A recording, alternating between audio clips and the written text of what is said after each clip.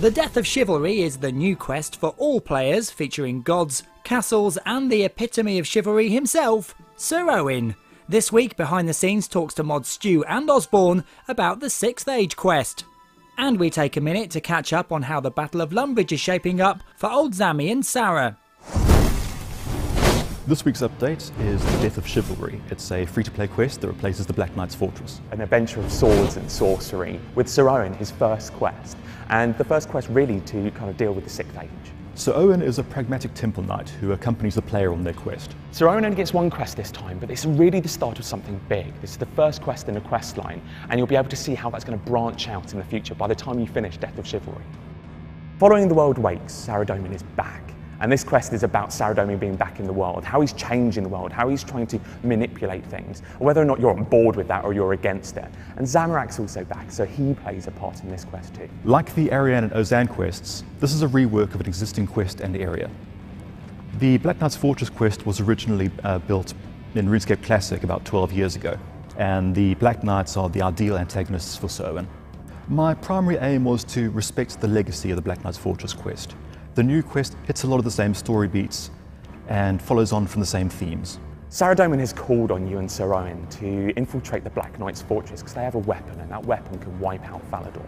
So you're going to dress as the leader of the Black Knights and infiltrate the fortress, while Sir Owen acts as your prisoner, kind of like Chewbacca in the first Star Wars movie.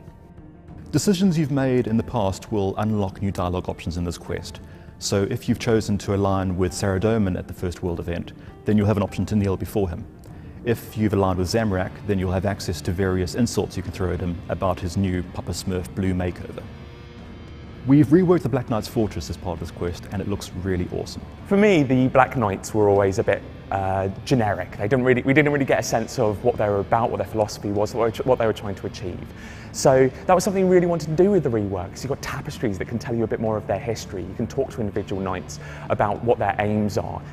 So we've expanded the fortress out to the north with a much larger footprint. It's got these thick, chunky, fortified walls, and we've themed the rooms in there. So it feels like somewhere that the Black Knights can live, work and train. You can see kind of torture devices and ritual chambers and sacrificial chambers. So there's so much more richness in the Black Knight's Fortress for you to investigate. As part of this update, we've also reworked all of the regular Black Knights across the world to use the new player black armor. They're all spikes and studs now, and you can also see the various ranks of the Black Knights. You can see all the way up to kind of the lieutenants and captains. The quest has no requirements and it's free to play. We're experimenting with scaling the NPCs during combat in this quest. A problem we often have is that players that are above the level of a novice quest will destroy all the enemies in one hit. It's an experiment and we'll see how it plays out.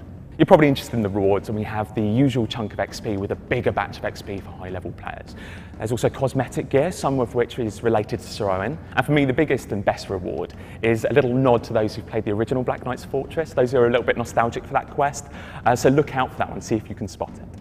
There's combat, puzzles, covert ops, beautiful environments to explore, haunting music, a memorable supporting cast, and fresh cabbage.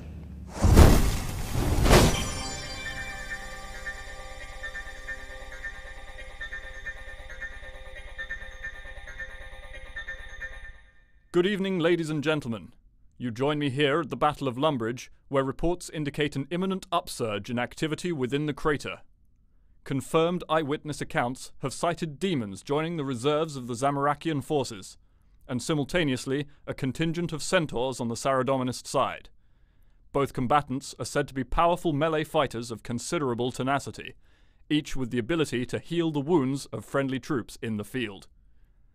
In response to this expected increase in hostilities, the quartermasters on both sides look set to open access to more of their stores, allowing the faithful to requisition further pieces of the so-called War Priest hybrid armor set, alongside higher titles and further evidence of the god's favor.